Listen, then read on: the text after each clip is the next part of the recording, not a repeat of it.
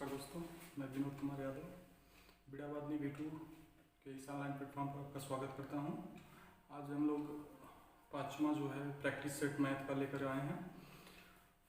जो भी नए साथी हैं वो टेलीग्राम ऐप जो है डाउनलोड कर लें। टेलीग्राम में जा करके सर्च कर लीजिए बिड़ावादनी V2 और उसमें आप ज्वाइन हो जाइए। प्रत्येक शाम को आपको प्रश्न प्रोवाइड करा दिया जाता है उसमें। तो आइए देखते हैं इसको सॉल्यूशन किया जाए। देखिए पहला क्या कह रहा है कि दो धनात्मक पूर्णांकों का गुणनफल 2048 है और उनमें से एक संख्या दूसरी संख्या से दो गुनी है। तो बताइए कि उनमें से छोटी संख्या कितनी है। ने दो धनात्मक पूर्णांकों का गुणनफल करा 2048 है, उनमें से एक संख्या दूसरी संख्या से दो गुनी है। तो बताइए उनमें से छोटी संख्या। मान लिया यहाँ बड़ी संख्या एक है और एक छोटी संख्या है। यहाँ सॉल्यूशन देखिए पहले का, बड़ी संख्या छोटी संख्या।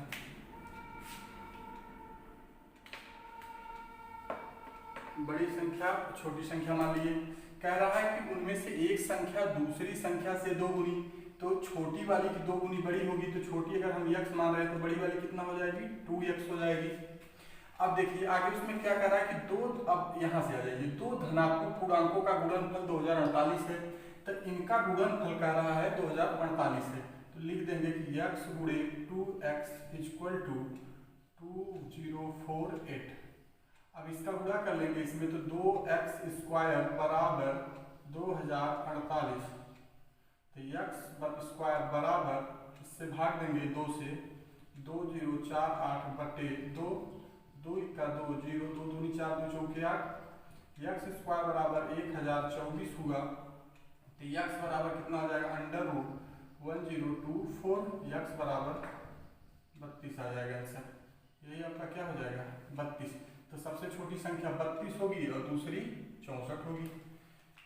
तो इस प्रकार ये इसका आंसर 32 हो जाएगा आपका। दूसरा प्रश्न देखिए, ए और बी मिलकर किसी काम को 8 दिन में पूरा कर सकते हैं। बी और सी उसी काम को 12 दिन में कर सकते हैं। ए बी और सी मिलकर उसी काम को 6 दिन में पूरा कर सकते हैं। बताइए ए प्लस सी मिलकर कितने दिन में उसी काम को करेंगे। तो सबसे पहले थोड़ा थोड़ा समझिए। ए और बी मिलकर के किसी काम को 8 दिन में कर रहे हैं, तो उनके द्वारा किया गया कार्य 1/8 भाग हो जाएगा। तो इस प्रकार हम लिख सकते हैं ए प्लस बी द्वारा 1 दिन का कार्य, तो 1/8 हो जाएगा। फिर कह रहा बी और सी उसी काम को, मतलब बी प्लस सी द्वारा 1 दिन का कार्य बराबर कितना हो जाएगा, 1/12। ये दूसरा प्रश्न सॉल्व हो रहा है। फिर कह रहा है कि अब ए प्लस बी प्लस सी तीनों मिलकर उसी काम को 6 दिन पूरा करते हैं। तो ए प्लस बी प्लस सी नहीं रहा होगा, ए प्लस बी प्लस सी द्वारा 1 दिन का कार्य बराबर निकालेंगे तो 1/6 हो जाएगा। अब आपसे प्रश्न क्या कह रहा है कि a प्लस सी बराबर a प्लस सी कितने दिनों में पूरे कार्य को करेंगे। ठीक है, अब हम मान लेते हैं कि तीनों जो है a प्लस बी प्लस सी जो है 1/6 दिन में कार्य कर रहे हैं। तो तीनों को जोड़ेंगे एक बार पहले, तो इन तीनों का जब हम अलग अलग जो है जोड़ करके ऐड करेंगे तो देखिए क्या आता है कि हम मान लेते हैं a प्लस बी दोनों साथ कार्य किए, plus B plus C plus A बराबर पहले का कितना है 1/8, दूसरे का कितना है बी प्लस सी वाले का 1/12 प्लस ए प्लस सी का 1/x। यहाँ मान लीजिएगा आपकी x दिन में करते हैं तो 1/x हो जाएगा। तो प्लस 1/x हो गया। अब इसको सबको जोड़ेंगे जब में, तो 2a 2b 2c हो जाएगा। तो 2a plus 2b plus 2c बराबर 1/8 प्लस 1/12 प्लस 1/x। इसमें से 2 देखिए कॉमन हो रहा है, तो इसको लिख सकते हो a plus B plus C बराबर 1/x plus 1/8 plus 1/12। a plus B plus C का मान कितना दिया गया है यहाँ पे 6, तो 2 गुणे 1/6 हो जाएगा बराबर 1/x प्लस 1/8 प्लस 1/12। तो इससे काट देंगे तो 2 तिहाई 6, तो 1/3 बराबर 1/x प्लस 1/8 प्लस 1/12। अब यक्ष को एक तरफ पक्षांतर कर दीजिए, तो ये क्या हो जाएगा ऋण 1/x बराबर 1/8 और प्लस 1/12 माइनस 1/3। अब तीनों का एलसीएम जब लिया जाएगा तो कितना हो जाएगा 24। 24 जब हो गया तो 8 3 24, 3 1 का 3 प्लस 12 दूनी 24, 2 1 का 2 ऋण 3 8 24 8, तो बराबर ऋण 1/x। तो देखिए 3 2 5, ऋण 1/x बराबर ऋण 5 5 3 2 5, 8 में से 5 गया 3, तो ऋण 3/24 हो गया। तो दोनों तरफ से ऋण काट दीजिए तो x बराबर हो जाएगा 1/x बराबर जब हो जाएगा तो इसको उलट देंगे तो 24/3 बराबर 8। तो c प्लस a द्वारा c प्लस a कितने दिनों करेंगे, आंसर 8 हो जाएगा। ऐसा करता हूँ समझ में आया होगा, मिटा दे रहा हूँ।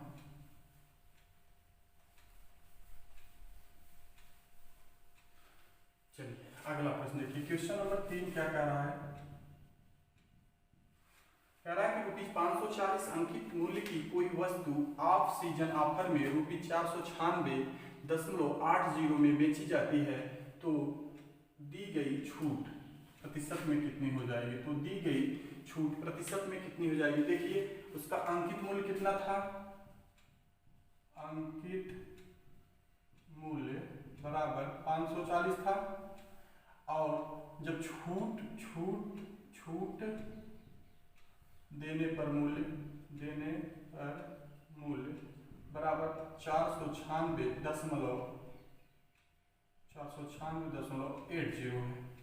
तो देखिए छूट कितना मिला, पहले एकदम प्योर छूट निकालेंगे हम, तो छूट इसमें से घटा देंगे 0 कर लीजिए, यहाँ से 10 में से 8 गए 2, यहाँ 9 में से 6 गए 3, और यहाँ कितना बचा 3, 13 में से 9 गए 3 ही बचा, हाँ 13 में से 9 गए 4, तो 43.2 रुपया जो है छूट मिला है। तो प्रतिशत छूट बराबर जो होता है वो होता है छूट बटे अंकित मूल्य और गुणे 100। तो छूट कितना है आपका 43.2 बटे अंकित मूल्य कितना था 540 गुणे 100। देखिए जब हल करेंगे तो 43.2 बटे 540, तो इसको 5400 बना लीजिए, दशमलव नीचे करके। अब देखिए इसको कट दिया, अब 54 से काटिए, कितना बार कटेगा 2 27 54, 2 दूनी 4, 2 1 का 2, 2 6 12, फिर कट रहा 2 1 3 6 6 3 9, 3 9 27, 3 7 21, 3 दूनी, तो इसका मतलब फिर पूरा कट गया, तो 9 8 72, तो आंसर कितना आ गया 8। प्रतिशत छूट में कितना हो गया 8। देख लेते हैं जरा आ रहा है वीडियो में कि नहीं। 8 हो गया जी, आ रहा है 8% हो गया। ये आपका तीसरे का आंसर हो गया। समझ में आया होगा।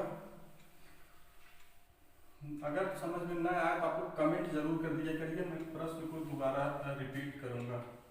3 संख्याएं 5:7:12 के अनुपात में है, यदि उनमें से पहली, अब इसको हम मिटा दे रहे हैं, ऊपर वाले तीनों प्रश्नों को मिटा दे रहे हैं। मिटाने के बाद अगर हम हल करेंगे तो आपको यहाँ पे स्पष्ट दिखाई भी पड़ेगा।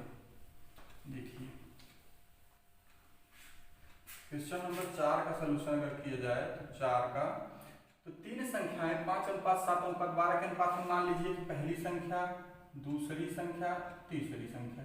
अब इनको आप कह लीजिए कि 5x 7x 12x के रेशियो में है। यदि उनमें से पहली तथा तीसरी संख्याओं का योग दूसरी संख्या से 50 अधिक हो तो तीनों संख्याओं का योग। देखिए बहुत सिंपल है, सीधे सीधे आप करिए, पहली तथा तीसरी संख्याओं का योग करिए। पहली 5x प्लस 12x बराबर, कह रहा है कि पहली तथा तीसरी संख्याओं का योग दूसरी संख्या से 50 अधिक है, दूसरी संख्या से 50 अधिक है, तो 7x को 50 किसमें जोड़ेंगे, 50 इसमें जोड़ेंगे, क्योंकि इस तरीके से तराजू वाला काम हो रहा है, जिधर कम पड़ता है उधर रखा जाता है, तो ये जो छोटा होता है उधर रखा जाता है, ये इसमें जोड़ा जाएगा 50, तब बैलेंस होगा। बड़े ये लोग हैं लेकिन 50 जोड़ेंगे इसमें, तो 5x ऋण 7, अच्छा अभी 7 5x 12 5 17 और 7 इधर ला दीजिए, 17 में से 7 गए 10x, थोड़ा शॉर्ट कर दे रहे हैं, इक्वल टू 50, x बराबर 5 हो गया। x बराबर कितना आया 5। आपसे पूछ रहा है कि तीनों संख्याओं का योग कितना है, तो 5 का गुणा इसमें करेंगे तो 5 बचे 25, 7 में करेंगे तो 35, 12 में करेंगे तो 60, अब सबको जोड़ दीजिए 25 35 60, 5 5 10 में 0 1 3 2 5 6 11 1 12 120, तो तीनों संख्याओं का योग कितना हो जाएगा आंसर में 120।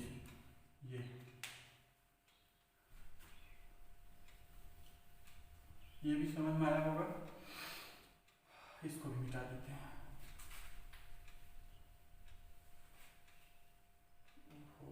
ठीक है, देखिए पांचवा प्रश्न क्या कह रहा है, कह रहा है कि 10 बच्चों की औसत आयु 9 वर्ष 9 माह है, 9 बच्चों की औसत आयु 8 वर्ष 11 माह है, 10वें बच्चे की आयु क्या है।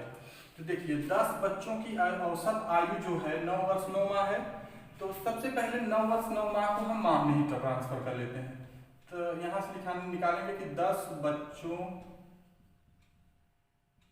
की आयु का योग, आयु का योग, आयु का योग जब निकाला जाएगा तो वर्ष और गुणे औसत इन सब का गुणा कर देते हैं तो योग निकलता है। तो 9 वर्ष 9 माह है, तो 9 वर्ष 9 माह को महीने में केवल बदला जाए तो क्या हो जाएगा, 9 में 12 महीने 108 महीना हो गया, प्लस 9 जोड़ देंगे तो 9 8 17 1 217 हो जाएगा, टोटल महीना कितना हो गया 217। ठीक है, और कितने बच्चे थे 10 बच्चों की औसत आयु। ठीक है, औसत आयु गुणे संख्या होती है योग बराबर, जैसे आप यहाँ देखिए, जैसे औसत बराबर आप जानते हैं ना योग बटे संख्या, तो अगर आपको योग निकालना है तो इसमें गुणा कर देंगे तो योग बराबर औसत गुणे संख्या, औसत गुणे संख्या हो जाएगी, वो एकदम वही चीज वहां किया गया है।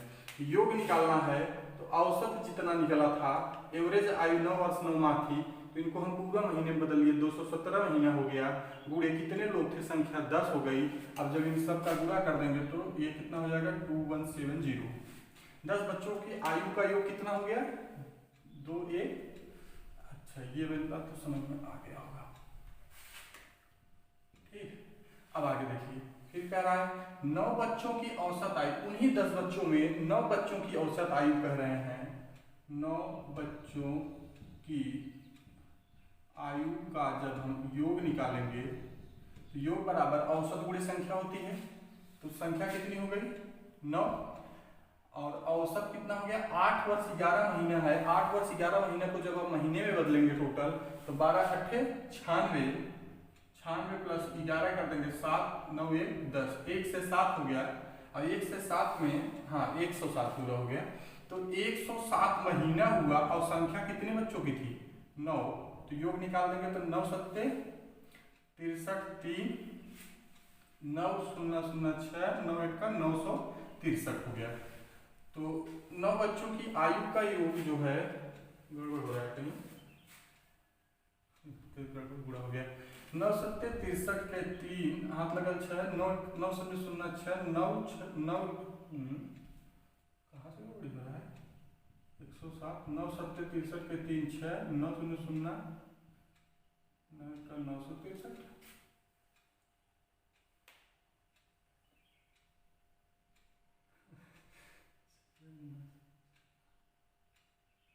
ठीक है 963 ही होगा।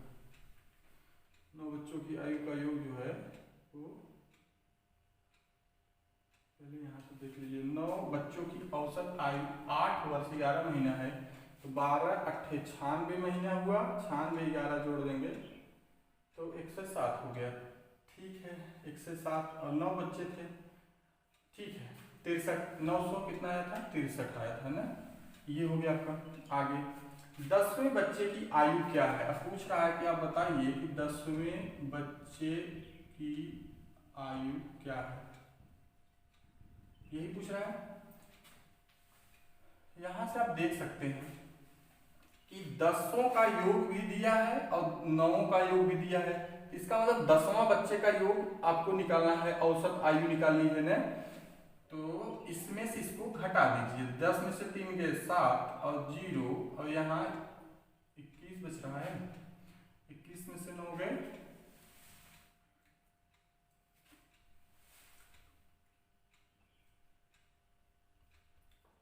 11 में से 9 गए 2 12 1207 हुआ टोटल।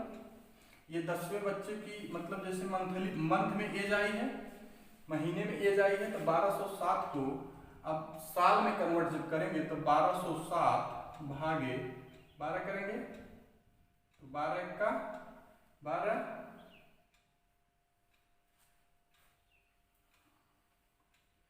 प्रश्न में थोड़ा सा मिस्टेक है क्या शायद, भाग के देखिए ना, कहीं मिस्टेक है प्रश्न में।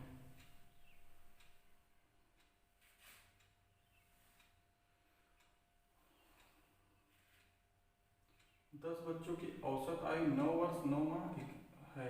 9 बच्चों की औसत आयु, मान लीजिए 10 बच्चों की औसत आयु 9 वर्ष 9 माह है, तो इसको अगर हम कर देंगे तो कितना हो गया, 9 वर्ष का 12 नवैया 108 महीने हो गए और प्लस 9 9 वर्ष 17 के साथ एक 9 वर्ष 17 के साथ हाथ लगा 1 और 1 यहाँ हो गया। अरे बाप रे, यहाँ से गड़बड़ी हुआ था, 117 है, तभी तो कह रहे थे कि उसमें इतना ज़्यादा उसका कहाँ से आ जाएगा, 117 होगा। सॉरी, कैलकुलेशन करने में थोड़ा सा प्रॉब्लम हुई थी। 117 1117 70, अब क्लियर हो जाएगा आपका। तो देखिए 0 में 10 में से 3 गए 7 और ये क्या हो जाएगा 0 और यहाँ से 11 में से 9 गए 2। अब सही है, 7 में से ठीक है 207 हुआ। अब देखिए ये 10वें बच्चे का आया है, तो इसको जब हम साल में कन्वर्ट करके, और जैसे आंसर महीने में साल में दिया रहेगा, ये तो महीना में आया है कि 10वां बच्चा के महीना में आयु कितना है, तो 207 महीना है। तो जब इसको हम बदलेंगे तो 12 12 का 12 12 का 12 8 इस पे गया 12 सते 84 17 वर्ष और 3 शेष बच रहा है 3 माह, आंसर हो जाएगा। थोड़ा कभी कभी मिस्टेक हो जाता है गुड़ा में, कहीं अक्सर तो नहीं होता लेकिन पता नहीं कहाँ से हो ही गया। ठीक है, नेक्स्ट प्रश्न देखिए।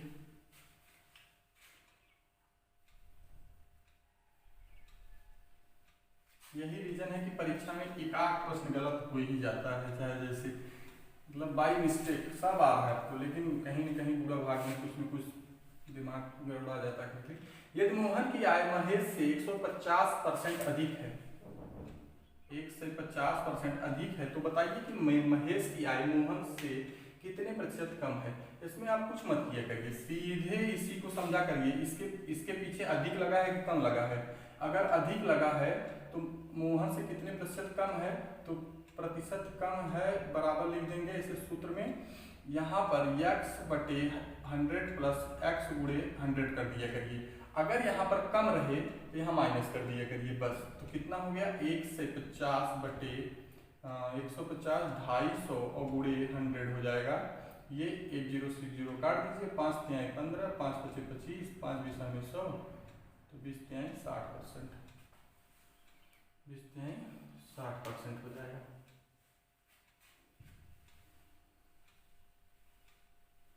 ये भी प्रश्न हो गया आपका। एक ट्रेन और प्लेटफॉर्म की लंबाई लगभग बराबर है। यदि ट्रेन 90 किलोमीटर, देखिए अगर मान लीजिए कि ये प्लेटफॉर्म हो गया और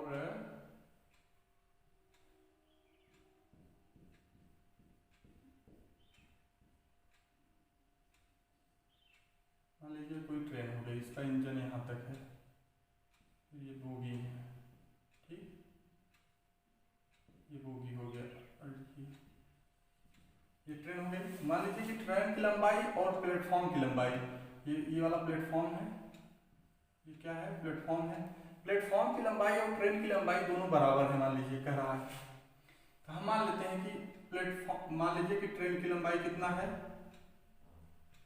ट्रेन की लंबाई x है, तो प्लेटफॉर्म की भी लंबाई तो यही हो जाएगी, क्योंकि उसमें कहा है कि दोनों की लंबाई बराबर है, तो प्लेटफॉर्म की लंबाई। अब आगे बढ़िए, यदि ट्रेन 90 किलोमीटर प्रति घंटे की गति से चाल दे दिया है, 90 किलोमीटर प्रति घंटे की गति से प्लेटफॉर्म को 1 मिनट में पार करती है, तो ट्रेन की लंबाई मीटर में कितनी है।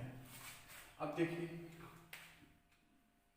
समय कितना लगा रहा है, 1 मिनट, समय 1 मिनट अर्थात सेकंड में बदल देंगे तो क्या हो जाएगा, 60 सेकंड, 60 सेकंड, ठीक। आगे देखिए, तो ट्रेन की लंबाई मीटर में कितनी है। अब हम आप जानते हैं कि चाल बराबर क्या होता है, चाल बराबर दूरी बटे समय होता है। तो चाल कितना है आपका 90 किलोमीटर, तो ट्रेन की लंबाई पूछ रहा है, तो दूरी बराबर कर लीजिए ना, तो दूरी बराबर चाल गुणे समय हो जाएगी, ठीक। तो दूरी कितना है आपका, दूरी हमने आपको हमेशा बताया है कि दूरी जब भी आप करिएगा, अगर प्लेटफॉर्म को क्रॉस कर रही है तो प्लेटफॉर्म की लंबाई प्लस ट्रेन की लंबाई दोनों जोड़ लिया करिए। तो इस प्रश्न में दूरी क्या हो जाएगी, x प्लस x, क्योंकि दोनों की लंबाई बराबर है, बराबर चाल कितना दिया है 90 किलोमीटर प्रति घंटा। अब इसको हम मीटर पर सेकंड बदलेंगे, क्योंकि समय आंसर सेकंड में मीटर पर सेकंड में दिया है, तो क्या करेंगे, तो मीटर पर सेकंड बदलने के लिए 5/18 से किलोमीटर प्रति घंटा 18/5 से गुणा कर देंगे, 18/5 से गुणा कर देंगे, और समय कितना हो गया है,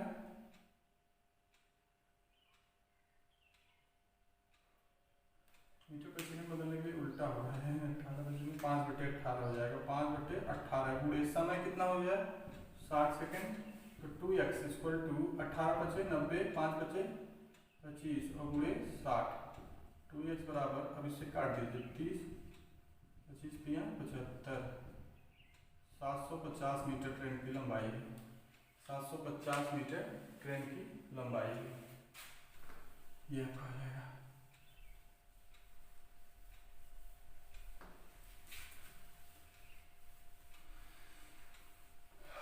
अगला देखिए, इसको भी मिटा देते हैं। अगला क्या कह रहा है, किसी धनराशि पर 5% पर 2 वर्ष का साधारण ब्याज रुपये 1600 है, वार्षिक चक्रवृद्धि ब्याज दर पर उसी दर पर 3 वर्ष के बाद चक्रवृद्धि ब्याज क्या होगा। देखिए इस प्रश्न में क्या करा, किसी धनराशि पर 5% पर 2 वर्ष का साधारण ब्याज इतना है, इसका मूलधन नहीं पता, पहले इसका मूलधन निकाल लेते हैं। तो साधारण ब्याज बराबर क्या होता है, साधारण ब्याज बराबर मूल गुणे दर गुणे समय बटे 100, ये होता है।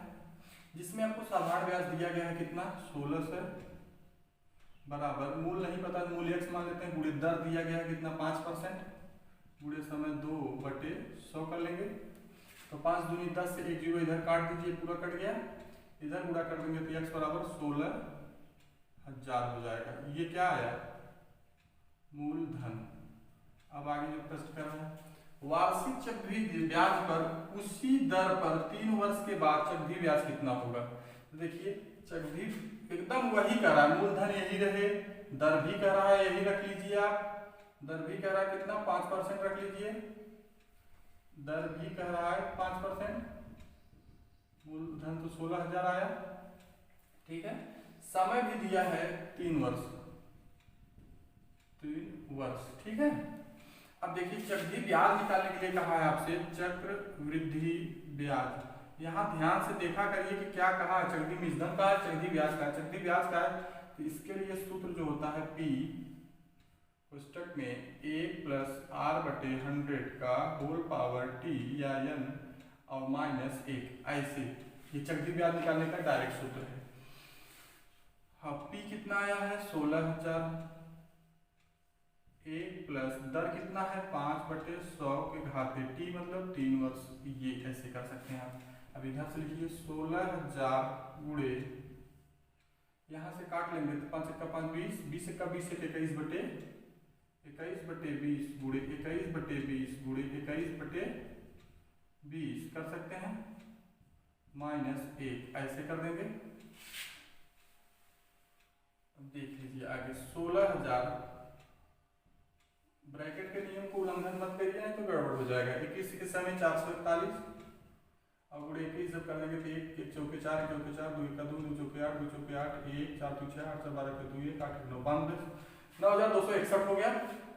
तो 9,261 ऊपर हो गया, 9,261/8,000 -1 16,000, इसका इसमें पूरा कर देंगे और इसके बाद घटा देंगे तो कितना हो जाएगा। इसको हम लिख सकते हैं 9261 -8,000/8,000 में। अब देखिए इसमें से घटा लेंगे तो 9 2 6 1 में से 8,000 गए तो 1 6 2 1 1261 हुआ। तो इसको लिख सकते हैं आप 16,000 गुणे 1261/8,000। देखिए 3 0 से 3 0 कटा, 2 8 दूनी 16, अब 2 गुणा इसमें करेंगे 2 का 2 2 6 12 के 2 हाथ लगा 1 2 दूनी 4 1 5 2 का 2। तो आंसर आपका कितना हो जाएगा, चक्रवृद्धि ब्याज 2522 आ जाएगी। इसका आंसर कितना हो जाएगा 2522। जो प्रश्न आपको न समझ में आए उसको कमेंट बॉक्स में जरूर कमेंट कर दीजिएगा ताकि हम देखें, हम स्वयं कमेंट देखते हैं, देखने के बाद आपको हल करा देंगे प्रश्न को।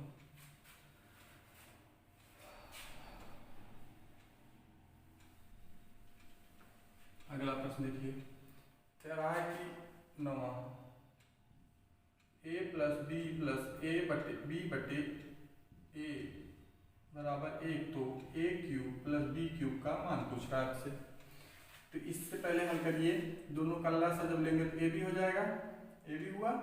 अब b का भाग इसमें देंगे तो a बचेगा, तो a का गुणा a में होगा तो a² + b, a इसमें कटा तो b² बराबर 1 हुआ, तो a² + b² बराबर 1, a भी हो जाएगा। ठीक है, ये क्वेश्चन नंबर 1 बना लीजिए, या 1 मत बनाइए कोई दिक्कत नहीं। a³ + b³ है तो इसका सूत्र आप बताया गया है, a + b a² + b² ऋण ab।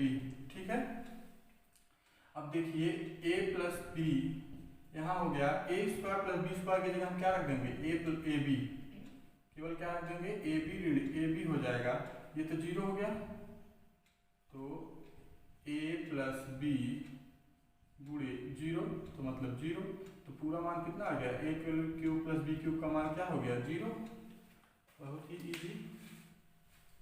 देखिए अगला प्रश्न जो कह रहा है आपका,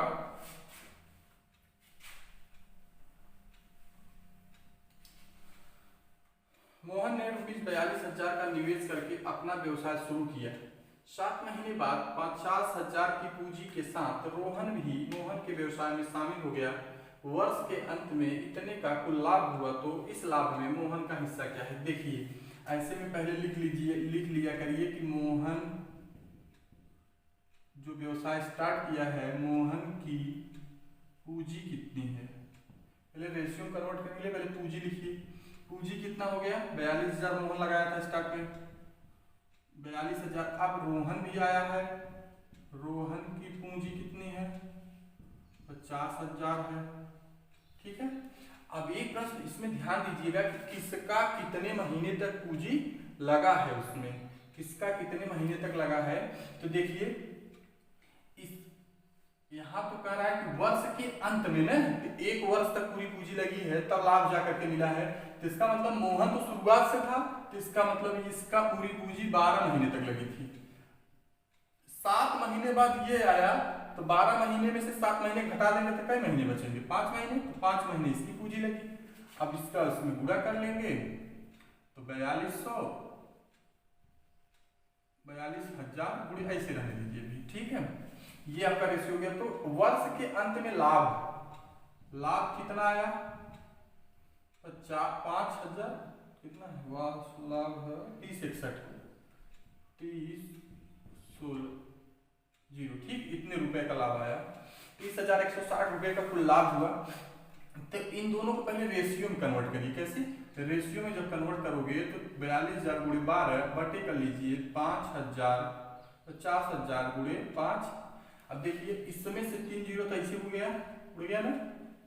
तो फिर और क्या बच रहा है तो 42 गुणे 12 बटे 50 गुणे 5 ये बच रहा है। अभी इसमें से कटेगा तो 2 25 2 6 12। अब ऊपर कितना हो गया 6 दूनी 12 के 2 हाथ लगाए 6 चौक 24 1 25 252 बटे 125। इसको फिर से चेक कर लिए ना तो अनुसार में भी दिक्कत हो जाएगी। 6 दूनी 12 के 2 हाथ लगाए 6 चौक 24 1 25 ठीक। अब देखिए इनकी जो पूंजी का अनुपात आया दोनों लोगों का 125 रेशियो 225 रेशियो 225 रेशियो 125 आया है। ठीक है या इसको लिख लीजिए 225 रेशियो 125 ऐसे आया है। ये मोहन का है ये रोहन का है। ठीक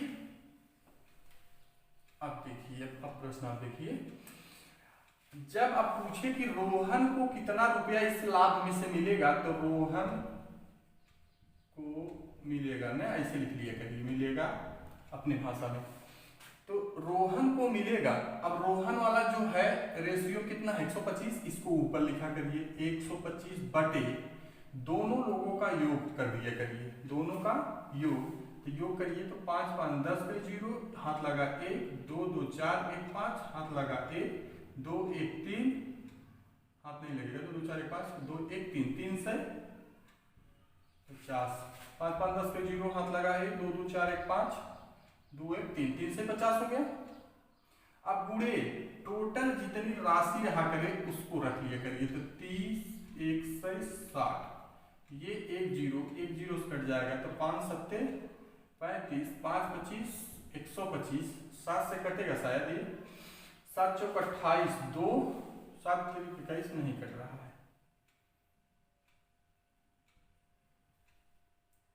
नहीं कट रहा है कहीं कोई फॉल्ट तो नहीं है कटना तो चाहिए 125 25 पंजे 125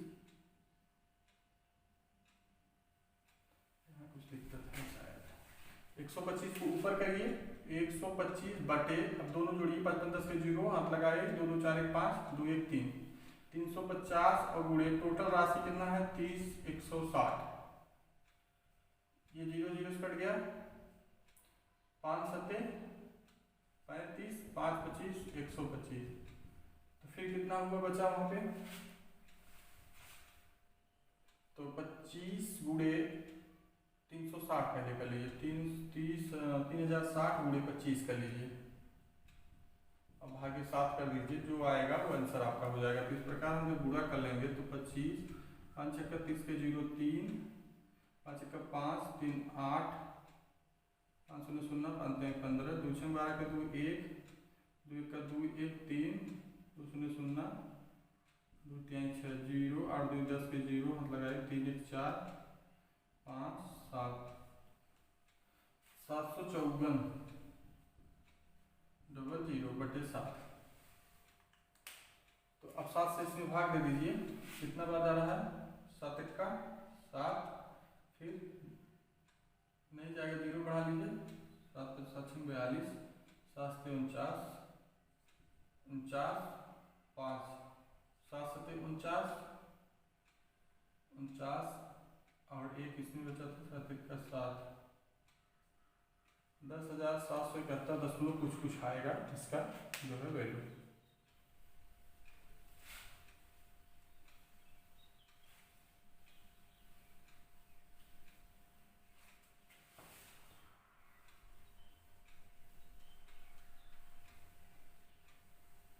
अगला देखिए 10 व्यक्ति 9 घंटे रोज काम करके ये वाला प्रश्न कल बताया गया था इस टाइप का 10 व्यक्ति हैं तो m1 बराबर 10 मान लीजिए 9 घंटे रोज काम कर रहे हैं तो d1 बराबर 9 घंटे और कितने घंटे, घंटे कह रहा है 9 घंटे।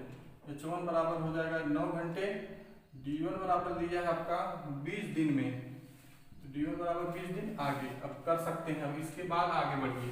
तो कितने दिन में 25 व्यक्ति 6 घंटे रोज काम करके उस काम को पूरा करेंगे। तो कितने दिन में 25 व्यक्ति, तो M2 बराबर दे दिया 25 व्यक्ति, D2 H2 बराबर दे दिया है 6 घंटे, और D2 अब से पूछ रहा है कितने दिन में करेंगे। ठीक है, तो M1 D1 H1 बटे W1 होता था तो इसमें नहीं लगेगा, W नहीं दिया है। M2 D2 H2 तो M1 कितना है आपका 10 गुणे D1 कितना है 20 गुणे H1 कितना है 9, M2 कितना है 25 गुणे D2 पूछा है X मान लीजिए, और H2 कितना दिया है 6, यानी यहाँ D2 को रखते चलिए आराम से, गुणे 6। ठीक है, तो देखिए 5 बचे 25, 5 चौके 20, 5 दूनी 10। अब देखिए 6 है यहाँ पे, 2 तिहाई 6, 2 से 2 कट गया, 3 त्रिका 9, तो D2 बराबर 12 दिन में करेंगे। तो 25 व्यक्ति 6 घंटे काम करके कितने दिन उस कार्य को पूरा करेंगे, 12 दिन में। ये यहाँ तक प्रश्न हो गया। अगला प्रश्न देखिए, मनवा कर रहे हैं ABC। अच्छा, ये प्रश्न उधर अच्छा नहीं दिख रहा है तो देख लीजिए, यहाँ लिख दे रहे हैं AB से जो C से 3 गुना बड़ा है 5 वर्ष छोटा है, यदि 4 वर्ष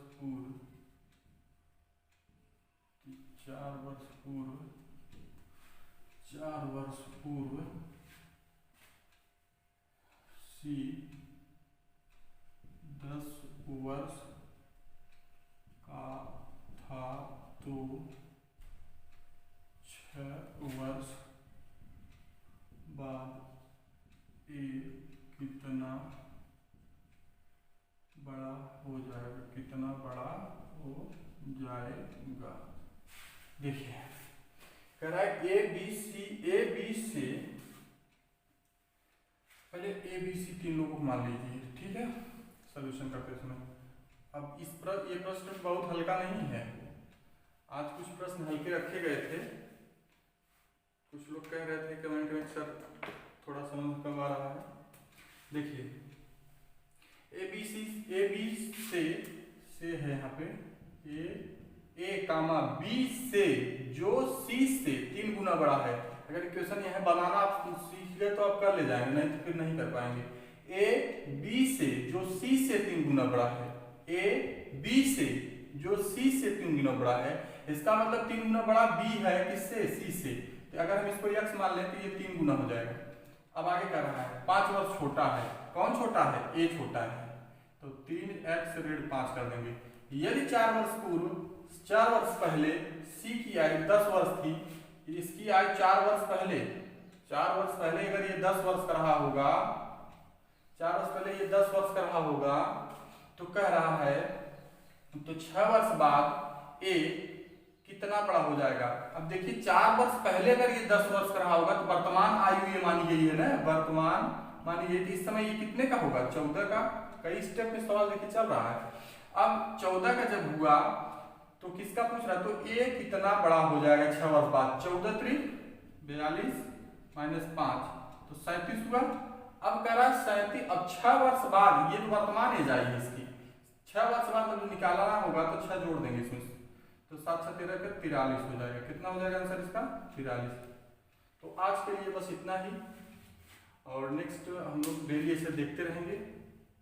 थोड़ा आज पूरी रात जगना पड़ गया, और ये आपका जो सेटिंग किया गया पूरा, कल से प्रोजेक्टर भी चलेगा। प्रोजेक्टर में थोड़ा सा कुछ टेक्निकल प्रॉब्लम की वजह से आज प्रोजेक्टर नहीं चलाया जा सका, नहीं तो फिर यहाँ स्लाइड आता और इस स्लाइड में पूरे प्रश्न रहते और इधर हम आपको क्वेश्चन सोल्यूशन कराते।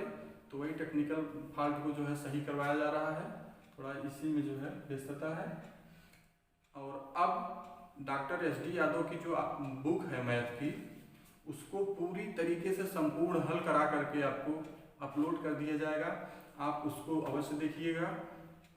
आज से ही उसका सिलसिला स्टार्ट हो जाएगा। कैसे मतलब पूरा एक एक चैप्टर, एक एक प्रश्न, कुछ भी नहीं छोड़ा जाएगा उसमें। एक तरीके से पूरा डॉक्टर SD यादव कंप्लीट करना है और मुश्किल से मुश्किल में ज़्यादा से ज़्यादा 2 महीने के अंदर पूरा डॉक्टर SD यादव एक तरफ से खत्म कर देंगे। एक भी प्रश्न नहीं छूटेगा। जैसा कि डॉक्टर SD यादव में प्रश्न PCS लेवल के हैं, और जो भी परीक्षाएं हैं जैसे उत्तर प्रदेश पुलिस हुआ, RRB का जो भी एग्जाम है, उसमें जो टफ प्रश्न होते हैं, जो कई प्रश्न तो हूबहू देखा गया डॉक्टर SD यादव का ही बुक उसमें आया है। तो इस प्रकार अब इसमें जो है आपको डॉक्टर SD यादव की बुक पूरी हल कराई जाएगी। फिर मैथ में RS अग्रवाल की पूरी अपलोड की जाएगी, और बाकी शेड्यूल सब जारी रहेगा। शेड्यूल में क्रम में ये होगा कि सुबह में मॉर्निंग में 6 बजे आपको वीडियो अपलोड कर दिया जाएगा। अब मैथ का जो प्रैक्टिस सेट है ये अपलोड कर दिया जाएगा। 8 बजे रीजनिंग आपको अपलोड कर दी जाएगी। 10 बजे आपको डॉक्टर SD यादव की जो है चैप्टर वाइज वीडियो अपलोड कर दी जाएगी। फिर 12 बजे के करीब आपको इतिहास या जो भी सामान्य अध्ययन का जो भी चैप्टर होगा उसको अपलोड कर दिया जाएगा। और नए शिक्षकों की जो व्यवस्था हम कर रहे हैं उसमें हिंदी के टीचर एक आने वाले हैं। अब जैसे ही लॉकडाउन खुले या मान लीजिए आने वाली परिस्थिति बनेगी तो उनको बुलाया जाएगा, और वो भी वीडियो जो है आपको दिया जाएगा। UP टेट का भी कोर्स, सुपर टेट का भी चलाया जाएगा। तो आज के लिए बस इतना ही। बहुत बहुत धन्यवाद।